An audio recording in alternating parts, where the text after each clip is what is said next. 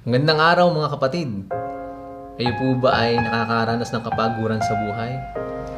At kayo po ba ay nahihirapan? At tipong nasasabi mo sa iyong sarili na ayoko na, napapagod na ako, gusto ko nang sumuko. Kapatid, meron akong verse para sa iyo.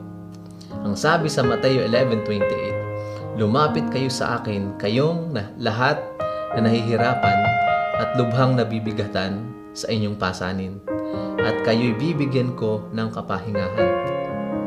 Alam niyo po, kapag tayo po ay napapagod at nahihirapan, nais po ng Diyos na tayo po ay lumapit sa Kanya. Gustong gusto po tayong tulungan ng Panginoon. At sabi po niya doon, lumapit daw po tayo sa Kanya. Tayo daw pong lahat na nahihirapan. Ibig sabihin po mga kapatid, alam ng Diyos ang pinagdadaanan mo at nais Kanyang tulungan. Kaya kung ikaw man ay nahihirapan at napapagod, lumapit ka lang sa Diyos at